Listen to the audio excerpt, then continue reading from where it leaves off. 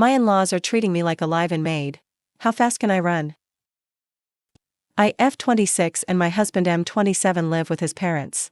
His father had some health issues and needed some care, and we agreed to move in to help out.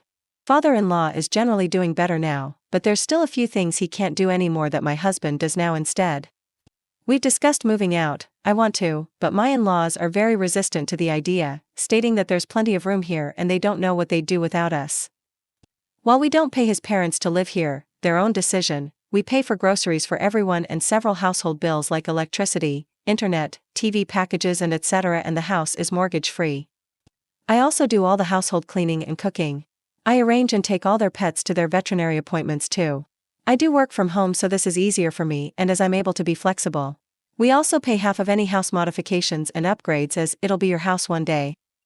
Recently I have begun to feel resentful of the fact that once they are all done with work they can come home and relax, whereas I finish work and have to cook and clean and have no help. On the weekends I spend half of the day cleaning the house while they do what they want. It didn't start off with me doing everything. Before we moved in with my in-laws, my husband and I split everything equally, and that worked great. Once we moved here, I picked up a bunch of the household chores because I work from home and I'm here, it just made sense. Slowly over time there's just been things added here and there, and that has snowballed into the current situation.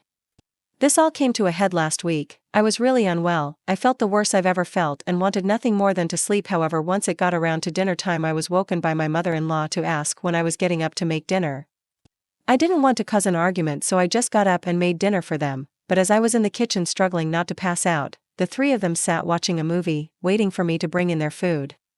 I didn't say anything at first. I waited until my husband and I were alone to bring up my concerns with the lack of help. My husband apologized and offered to help more, which I accepted.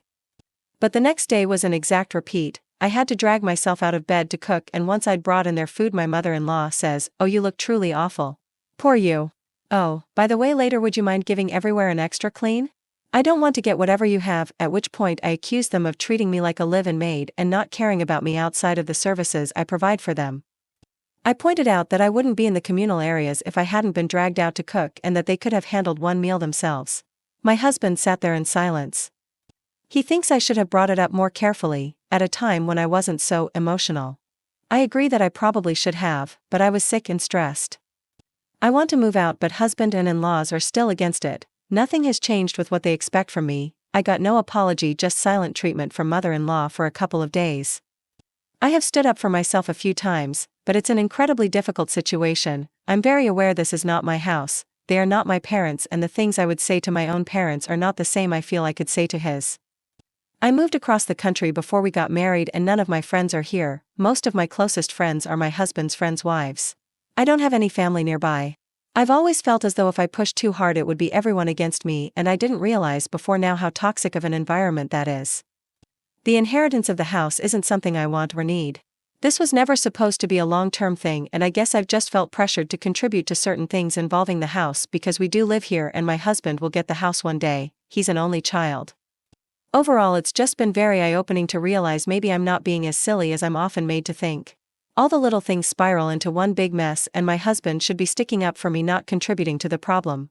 I've tried talking to him about things several times and he'll be helpful for a couple of days before resorting back to Mummy's Little Prince. Update. After making this post I started putting my wages into my own bank account. I removed all of my savings from our joint savings account, and transferred everything from my own safety account, just in case. This turned out to be the best decisions because I found out I was pregnant roughly 2 weeks after this post. I'd been told when I was 15 that due to some medical conditions I'd never be able to get pregnant naturally, so it was a complete shock. Once I had a scan to check everything was okay, thankfully it was, we told my in-laws, and this is what gave me the final shove I needed. Immediately names were being thrown around and my mother-in-law started talking about reducing her hours to part-time or early retirement so she could be around to raise the baby. This rubbed me completely the wrong way. I didn't want anyone else raising my baby. Colors for the nursery and themes were all being discussed constantly, but never with me or my opinions being taken into consideration, and within a week I felt as though I was just an incubator. The final straw happened when myself, my husband's cousin F29 and Mil went shopping. I had been looking at the different kind of breast pumps before being told that I would be bottle feeding so everyone could help out. I didn't want to cause a scene in the middle of the shop, so I moved on to outfits. but everything I picked up or looked at was either the wrong color or style or something. I'd picked out one outfit, which would be my first baby purchase, and Mil snatched it out of my hands before I could pay, telling me that it was the wrong sort of outfit. It wasn't gender neutral enough, and if the baby is a boy like we're hoping, then it's far too feminine. I didn't need to be told what I could and couldn't dress my own child in, nor did I appreciate the suggestion that they would all prefer a boy, let alone being told how I would be feeding my child. So, I left. I tried talking to my husband on 3 separate occasions, and he either made excuses or blew me off entirely. I couldn't handle it anymore. I packed my bags and went to stay with my sister for a week. My husband called once and asked me to go home. Once. I made it clear I wouldn't be returning to live in that house, that I would raise the baby on my own if he didn't want to leave, but I would not allow my child to be raised in such a toxic environment.